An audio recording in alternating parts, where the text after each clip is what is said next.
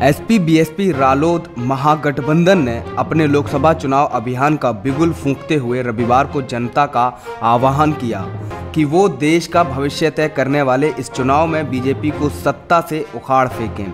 महागठबंधन के सहयोगी BSP supremo Mayawati, SP अध्यक्ष अखिलेश यादव और राष्ट्रीय लोकदल के मुखिया अजीत सिंह ने किसी चुनाव रैली में पहली बार मंच साझा करते हुए कहा कि इस बार चुनाव में गरीब, बहुजन तथा अल्पसंख्यक मिलकर जुमलेबाजों को सबक सिखाएंगे। सबसे पहले भाषण देने आई बीएसपी सुप्रीमो मायावती ने अपने 35 मिनट के संबोधन में मुस्लिम मतदाताओं से कहा कि कांग्रेस नहीं बल्कि सिर्फ महागठबंधन ही बीजेपी से लड़ सकता है।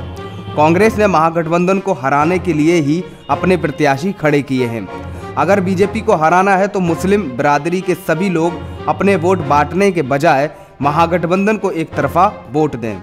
वहीं मायावती ने आरोप लगाया कि केंद्र की पिछली कांग्रेस सरकार की ही तरह मौजूदा बीजेपी सरकार में भी पूरे देश में आरक्षण का कोटा खाली पड़ा है। पहले कांग्रेस और अब बीजेपी की सरकारें निजी क्षेत्र में आरक्षण की व्यवस्था किए बगैर निजी क्षेत्र के जरिए ही काम करा रहे हैं। उन्होंने सवर्णों को 10% आरक्षण देने के बीजेपी सरकार के कदम को नाकाफी बताते हुए कहा कि इससे उनका कोई भला नहीं होने वाला है।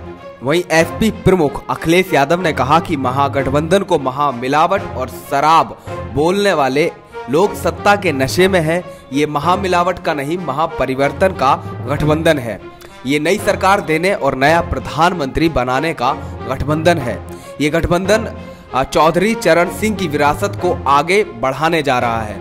ये महागठबंधन बदलाव के लिए है, मगर कांग्रेस बदलाव नहीं लाना चाहती। प्रधानमंत्री कहते हैं कि दुनिया को हमारे देश पर गर्व है, लेकिन हमारा देश हर चीज में पीछे चला जा रहा है।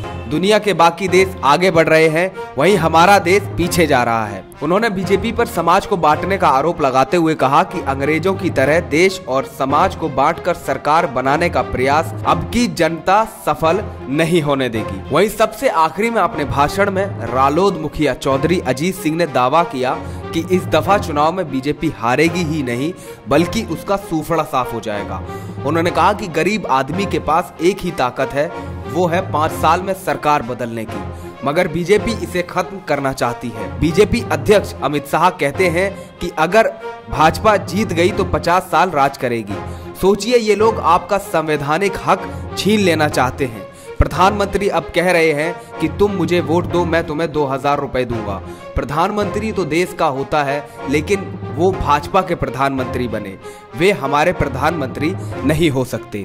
Bureau report, national India news. अगर आपने चैनल को सब्सक्राइब नहीं किया है तो प्लीज सब्सक्राइब कीजिए और ताज़ा अपडेट पाने के लिए बेल आइकन को दबाना ना भूलें।